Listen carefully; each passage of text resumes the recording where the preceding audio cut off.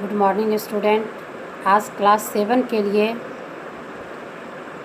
Chapter 8 में है प्यारे और निराले जीव,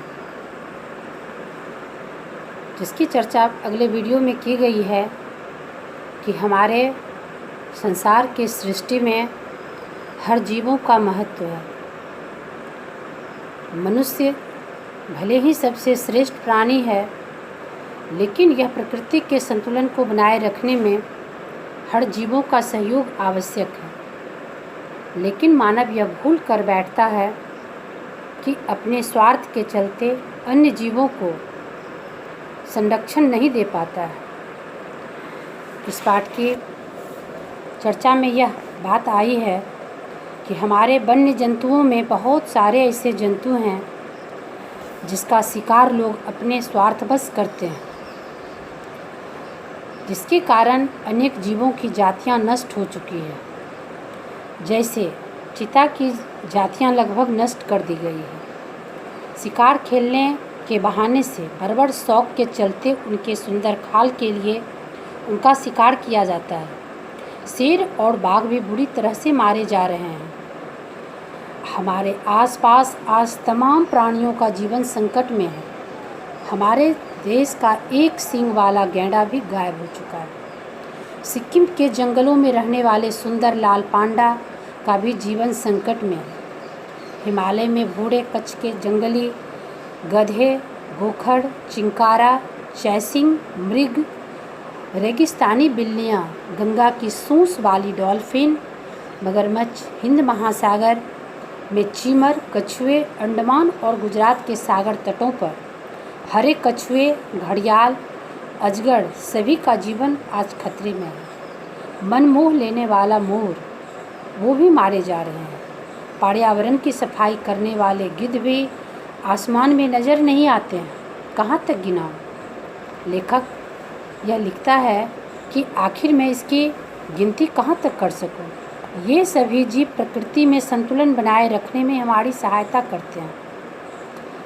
यह संतुलन एक बार भी बिगड़ा तो उससे अनेक समस्याएं पैदा हो सकती है। मांसाहारी की तबाही से शाकाहारी की संख्या दिन प्रतिदिन बढ़ती जा रही है, जिसका प्रभाव हमारे पेड़ पौधों पर पड़ता है, हमारे फसल पर पड़ता है। आज किसान इतने मेहनत से फल लगाते हैं, फसल की तैयारी करते हैं। खेत में फसल जैसे ही तैयार होते हैं, अनेक प्रकार के टिड्डी जानवरों ने खाकर उसे नष्ट कर देते हैं। कीड़े मकोड़े उसे खाकर नष्ट कर देते हैं। कारण यह है कि वे छोटे छोटे से कीड़ों को खाने के लिए अब हमारे पर्यावरण में बड़े जंतुओं की कमी हो गई है। उसके भक्षण के लिए अब बड़े जंतु नहीं हैं, तो आखिर वह क्या खाएंगे? उनका जीवन भी इसी पृथ्वी पर चलेगा। पेड़ पौधे फसल को खाकर ही वह जीवित रह सकते हैं। तो यह दुष्परिणाम मानव को ही झेलना पड़ता है, क्योंकि मानव किसान इतने मेहनत से फसल लगाते हैं, फल फूल लगाते हैं और वह आसानी से चट कर जाते हैं। कारण अप्रत्यक्ष है, लेकिन प्रत्यक्ष रूप में मानव ही इसके लिए दोषी है।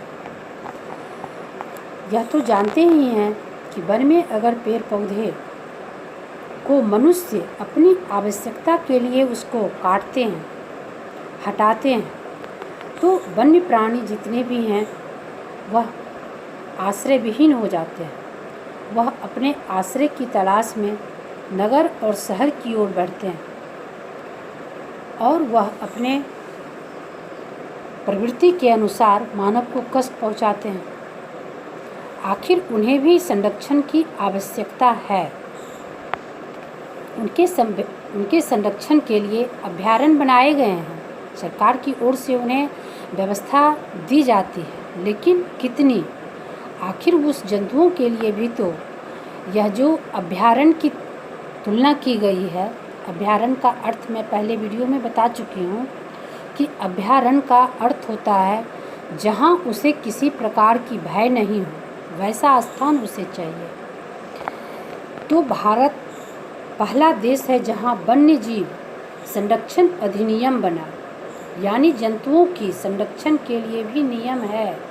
इसकी शिकार के लिए भी लोग दोषी हो सकते हैं और होते हैं। WWF जैसी संस्था वन्य जीवों के संरक्षण के लिए कार्यरत है।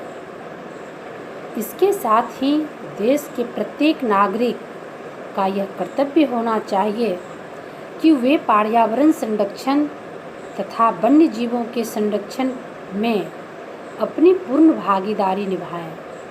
नियम तो अलग चीज़ है, नियम तो सरकार बनाती है, लेकिन उसका पालन मानव द्वारा ही किया जाना चाहिए। और हर मानव के सोच बदलने के लिए सरकार दायित्व नहीं ले सकती है, उसकी जिम्मेदारी नहीं है। वो नियम बना करके हमारे सामने दे सकते हैं, लेकिन नियमों का पालन करना हम मानव का कर्तव्य है। हम मानव का यह कर्तव्य है कि अगर हम इस पर्यावरण को बचा कर रखते हैं तो हमारे आने वाले पीढ़ी भी इसका आनंद ले सकते हैं, इसका उपयोग कर सकते हैं। जिस तरह से कि हमारे पूर्वज अगर वृक्ष लगाते हैं तो उनकी आने वाली पीढ़ी उसका रसास्वादन कर आनंद लेते हैं और पूर्वजों का याद करते हैं। उसी तरह अगर हम वन का संरक्षण करते हैं, जीव जंतु का संरक्षण करते हैं, तो वह यादगारी हम आने वाली पीढ़ी के लिए छोड़ते हैं। हमारी आने वाली पीढ़ी भी याद करेंगे कि हमारे इस पर्यावरण में प्रकृति ने कितने कितने सुंदर चीज़ों को लुटाया है, मुफ्त रूप में दिया है। लेकिन अगर हम उसका संरक्षण न कर पाते हैं तो यह गलतियां हमें ही भुगतनी पड़ती है, हमारे आने वाली पीढ़ी को भुगतनी पड़ती है। पृथ्वी पर अनेक प्रकार की बीमारियां, महामारियां जो उत्पन्न होती हैं, इसका कारण यह है कि प्रकृति जो है वह असंतुलन की ओर बढ़ रही है। हमारे पर्यावरण में अब संतुलन के लिए बहुत आवश्यक है कि हर मानव अपने दायित्व को समझकर प्रकृति का संरक्षण को अपनाएं, जन जंतु के प्रति अपना कर्तव्य निभाएं। अगले आने वाली पीढ़ी को इसका बहुत बड़ा दुष्परिणाम भुगतना पड़ सकता है। आज हम जितनी आसानी से शुद्ध हवा ले लेते हैं, शुद्ध पानी पी लेते हैं, इसको बनाए रखने में हमारे पूर्वजों का देन था।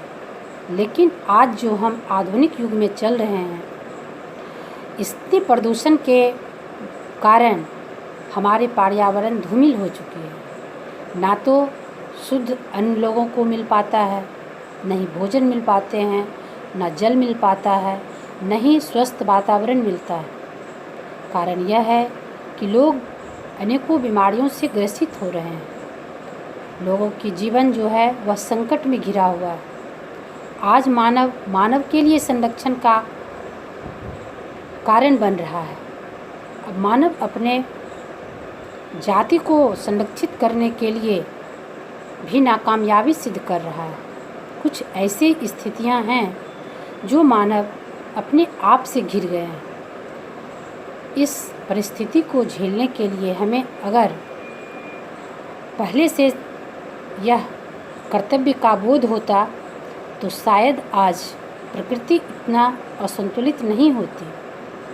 प्रकृति के असंतुलन को हम रोक नहीं सकते हैं। जब व्यक्ति में बदले की भावना होती है, जो व्यक्ति की पृथ्वी पर निर्भर है, प्रकृति पर निर्भर है, तो भला प्रकृति कैसे हमारी बदले की भावना छोड़ सकती है। प्रकृति तो मानव के लिए और मानव के हित के लिए ही कार्य करती है। लेकिन मानव को यह अभी भी सीख लेना है कि इस प्राकृतिक संतुलन को बनाए रखने में मानव का विवेक ही कारगर हो सकता है। अपने क्षणिक स्वार्थ के चलते, अपने क्षणिक सुख के चलते हम आने वाली पीढ़ी को कष्ट न दें, यह हमारी सोच होनी चाहिए। इसलिए आप लोग के कक्षा में ये सब कहानियाँ लिख करके बच्चे की भावना को संरक्षण के प्रति पशु पक्षी, पेड़ पौधे, वन अभयारण्य के बचाव के लिए सीख दी जाती है कि इनकी भावना जो है वह प्रकृति प्रेमी बने। धन्यवाद।